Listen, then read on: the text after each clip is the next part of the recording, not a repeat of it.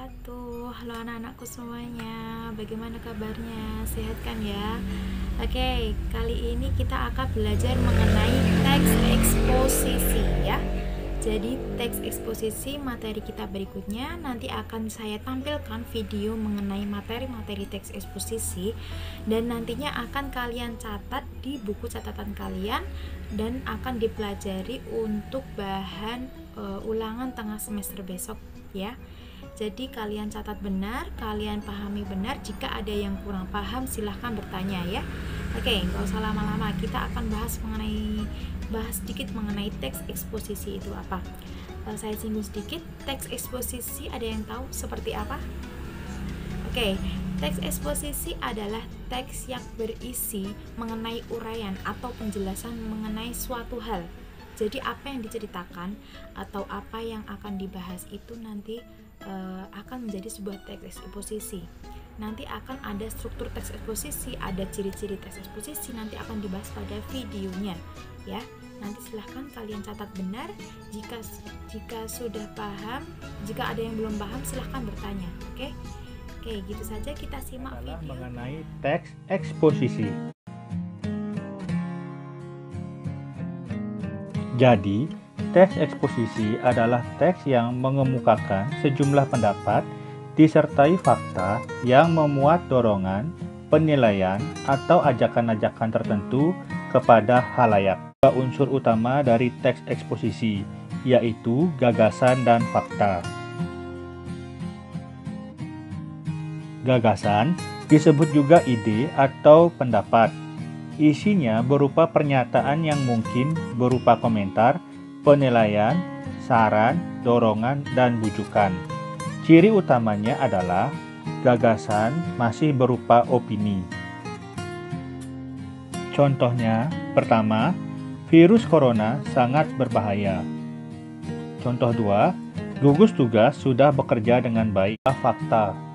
Fakta adalah keadaan atau peristiwa yang merupakan kenyataan, sesuatu yang benar-benar ada atau terjadi. Dalam teks eksposisi, fakta berfungsi untuk memperkuat gagasan sehingga diharapkan lebih meyakinkan khalayak.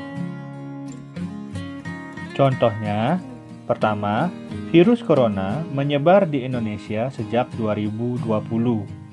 Kedua, jumlah penderita virus corona di Indonesia mencapai 57.000 jiwa. Pertama adalah pola umum khusus. Pada pola umum khusus, ide pokok bagian teksnya terletak di awal paragraf, yang kemudian diikuti dengan ide-ide penjelas. Pola ini dikenal dengan nama deduktif. Pada pola khusus umum, hal-hal yang sifatnya khusus ditulis dahulu, kemudian diikuti oleh uraian yang sifatnya umum. Bagian terakhir berfungsi sebagai simpulan atau ringkasan. Pola ini dikenal dengan nama induktif, konkret atau nyata, yang berfungsi untuk membuktikan suatu pendapat atau kesamaan berdasarkan aspek tertentu, utama, dan gagasan umum atau ide pokok. Kalimat utama adalah kalimat yang mengandung gagasan pokok yang digunakan untuk membangun isi paragraf. Berdasarkan letaknya, kalimat utama ada 3, yaitu deduktif, induktif, dan campuran. Yang pertama adalah paragraf deduktif. Paragraf deduktif adalah paragraf yang kalimat utamanya terletak di awal paragraf. Contohnya, SMP Indonesia merupakan sekolah favorit. Banyak siswa berprestasi dari SMP tersebut. Lulusannya pun selalu diterima di sekolah unggulan. Kalimat utama paragraf tersebut adalah SMP Indonesia merupakan sekolah favorit yang terletak di awal paragraf. Paragraf induktif. Paragraf induktif adalah paragraf yang kalimat utamanya terletak di akhir atau pada kalimat penutup paragraf. Contohnya, banyak siswa berprestasi dari SMP Indonesia. Lulusannya pun selalu diterima di sekolah unggulan. Tidak heran, SMP Indonesia merupakan sekolah favorit. Kalimat utama paragraf tersebut terletak di akhir, yaitu tidak heran SMP Indonesia merupakan sekolah favorit. Berikutnya paragraf campuran. Paragraf campuran adalah paragraf yang kalimat utamanya terletak pada kalimat pertama dan kalimat terakhir. Dalam paragraf ini terdapat dua kalimat utama. Kalimat terakhir paragraf ini merupakan penegasan dari pernyataan yang dikemukakan dalam kalimat pertama. Contohnya, SMP Indonesia merupakan sekolah favorit. Banyak siswa berprestasi dari SMP tersebut. Lulusannya pun selalu diterima di sekolah unggulan. SMP Indonesia selalu menjadi sekolah percontohan. Adalah gagasan umum dan ide pokok. Gagasan umum atau ide pokok adalah kalimat yang menjadi inti suatu paragraf. Gagasan umum atau ide pokok bisa ditentukan dengan dua cara. Pertama, ringkas kalimat utama. Namun dengan catatan, saat meringkas tidak boleh mengubah makna kalimat utama. Contoh, bunga mawar itu indah, diringkas menjadi bunga mawar indah. Walaupun diringkas, tetapi makna kalimat tetap sama. Kedua, ditulis sama dengan kalimat utama. Artinya, kalimat utama tidak bisa diringkas, karena saat diringkas menyebabkan makna yang berbeda. Contoh, sebagian besar sinetron bertema percintaan. Kalimat utama tersebut tidak bisa diringkas, karena jika diringkas akan menyebabkan perubahan makna kalimat. Teks eksposisi. Yang pertama adalah tesis. Tesis adalah pengenalan isu, masalah, ataupun pandangan penulis secara umum tentang topik yang akan dibahas. Rangkaian argumen. Rangkaian argumen merupakan sejumlah pendapat atau argumen penulis sebagai penjelasan atas tesis yang dikemukakan sebelumnya. Pada bagian ini dikemukakan pula sejumlah fakta yang memperkuat argumen-argumen penulis. Contohnya, pengelolaan hutan tidak. Terakhir, penegasan ulang. Penegasan ulang merupakan perumusan kembali secara ringkas. Bagian ini sering pula disebut sebagai penutup atau simpulan. Yang pertama, kata teknis.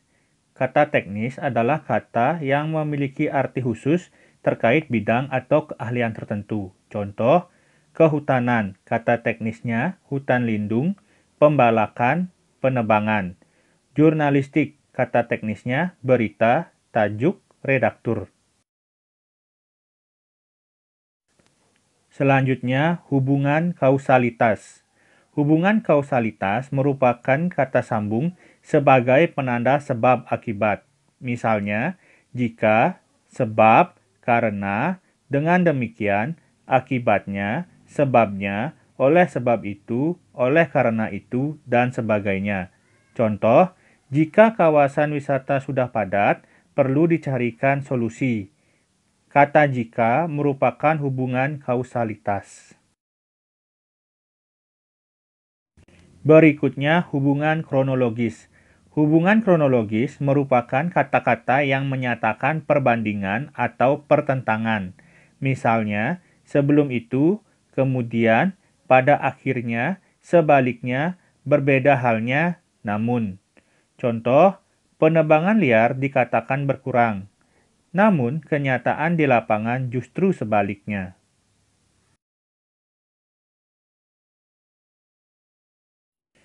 Berikutnya, kata kerja mental. Kata kerja mental merupakan kata kerja yang terkait dengan kegiatan hasil dari pemikiran seperti diharapkan, memprihatinkan, memperkirakan, mengagumkan, menduga, berpendapat, berasumsi, menyimpulkan, dan sebagainya. Contoh, apabila tempat wisata sudah padat, bisa diperkirakan tidak akan menarik lagi. Diperkirakan merupakan kata kerja mental. Kata perujukan. Kata perujukan merupakan kata yang dipakai untuk merujuk kata yang sudah dijelaskan sebelumnya, seperti berdasarkan data, merujuk pada pendapat, dan sebagainya. Contoh, dari data ini dapat disimpulkan bahwa wisatawan asing lebih tertarik pada budaya.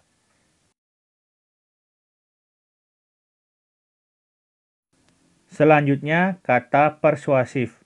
Kata persuasif adalah kata yang digunakan untuk memengaruhi seseorang, seperti hendaklah, sebaiknya, diharapkan, perlu, harus, dan sebagainya. Contoh, masyarakat harus diajarkan cara mengolah sampah organik dan anorganik.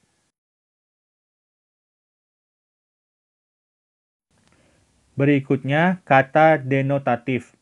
Kata denotatif adalah kata yang bermakna sama dengan kata aslinya atau bermakna sebenarnya. Contoh, kebakaran hutan masih terus terjadi. Penebangan liar semakin meningkat.